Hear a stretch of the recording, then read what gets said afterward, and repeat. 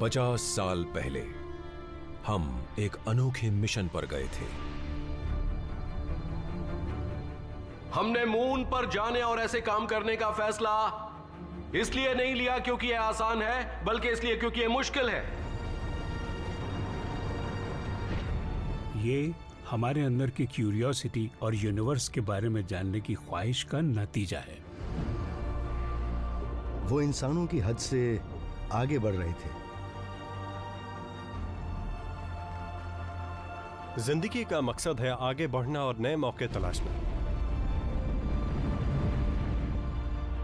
Rocket के start होते ही जैसे उसमें एक चमत्कारी ताकत आ जाती है।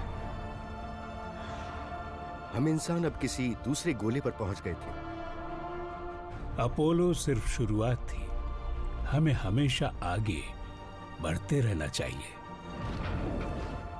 अब 50 साल बाद चांद के दूसरी तरफ कोई उतरेगा। चाइना ने मानव जाति के इतिहास में पहली बार ऐसा किया है।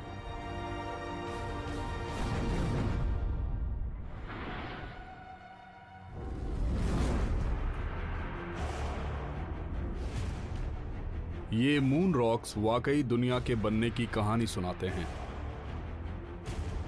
हमारे लिए मून आखिरी मंजिल नहीं है, बल्कि ये स्पेस में और आगे जाने का रास्ता है। हमारी ये खोज काफी आगे निकल आई है। ये इंसान का छोटा सा कदम है, पर इंसानियत के लिए बड़ी छलांग है।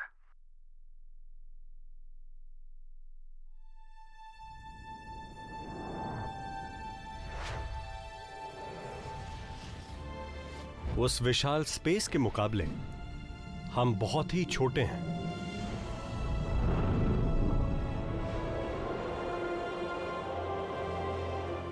यूनिवर्स को समझने में हमारी दिलचस्पी हमारी एक बुनियादी जरूरत की वजह से है।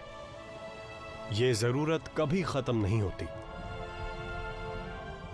इंसान ने हमेशा से जानने की कोशिश की है कि दुनिया के पार क्या है। हमारे अंदर एक आवाज है जो कहती है और आगे बढ़ो। हमें हमेशा कुछ नया चाहिए। हम इसी के पीछे भागते रहते हैं। अगर जिंदगी अपनी हद के पार जाने की कोशिश ना करे तो इसका कोई मतलब नहीं रह जाएगा। 50 साल पहले हमारे जैसे ही कुछ आम नौजवानों ने एक बड़ी चुनौती का सामना किया, इस सपने के साथ कि वो आने वाले कल के लिए एक नया रास्ता बनाएंगे। उनकी कहानी हमारी कहानी भी है, और इसकी शुरुआत होती है एक बड़े धमाके से।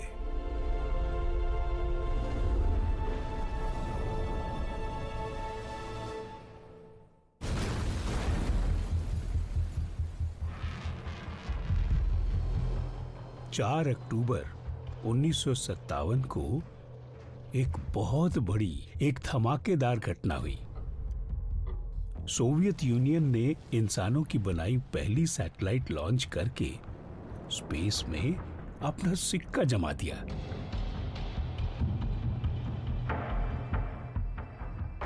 स्पुतनिक 1 स्पेस में जाने वाली इंसानों की बनाई पहली चीज थी, और वो एक रेडियो सिग्नल भेज रही थी, बीप बीप बीप, जिसे सारी दुनिया के रेडियो ऑपरेटर सुन सकते थे। कोई इसका मतलब नहीं समझा, पर यह साफ था कि रशिया के विशाल रॉकेट्स हमारे ऊपर उड़ रहे थे। वो कोल्ड वॉर का दौर था और हमें कुछ करने की जरूरत थी। इस पूरे देश को यह कसम खानी चाहिए कि हम ये 10 साल खत्म होने से पहले इंसान को मून पर पहुंचाने और उसे अर्थ पर सुरक्षित लाने का काम करके दिखाएंगे। मून पर जाएंगे, ये तो पागलपन लगता है।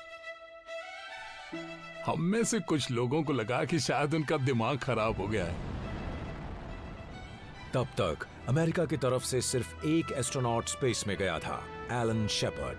उन्होंने 127 किलोमीटर की ऊंचाई पर 15 मिनट तक सफर किया था। नासा को इस काम में 3 साल लग गए थे, लेकिन अब उन्हें एक नामुमकिन सा काम करना था। 10 साल में इंसान को चांद पर पहुंचाना था, जो लगभग 3,80,000 किलोमीटर दूर था।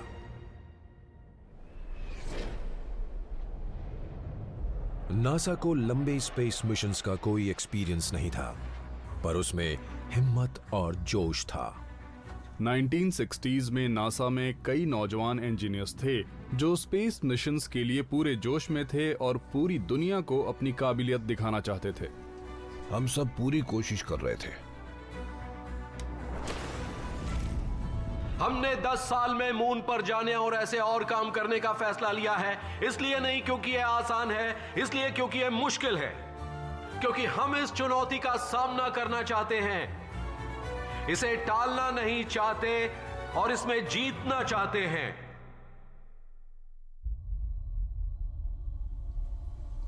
नासा ने अपने चांद पर जाने के मिशन का नाम एक प्राचीन देवता के नाम पर अपोलो रखा, और चांद पर जाने के लिए उन्हें एक बेहद अनोखे रॉकेट की जरूरत थी।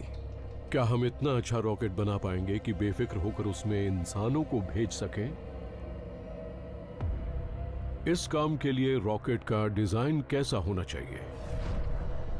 ऐसे कई कारण थे जिनकी वजह से अपोलो मिशन फेल हो सकता था, लेकिन सबसे बड़ा कारण थे रॉकेट्स।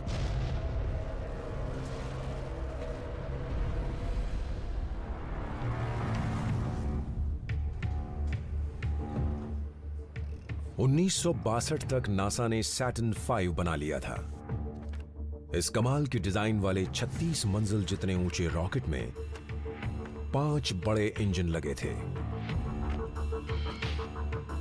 सैटर्न 5 रॉकेट इंसान के दिमाग की काबिलियत का अनोखा सबूत था। ये आज तक के सबसे बड़े रॉकेट्स में से एक है। इसके 3 हिस्से एक के बाद एक काम करके इस रॉकेट और इसमें बैठे इंसानों को पृथ्वी के ऑर्बिट से निकालकर चांद तक ले जाएंगे। सैटर्न 5 का बनना रॉकेट टेक्नोलॉजी में एक बहुत बड़ा कदम था। अब अमेरिका ने दुश्मन देश सोवियत की बराबरी कर ली थी, लेकिन वो अकेले नहीं थे जो स्पेस में उड़ने से जुड़े एक्सपेरिमेंट कर रहे थे।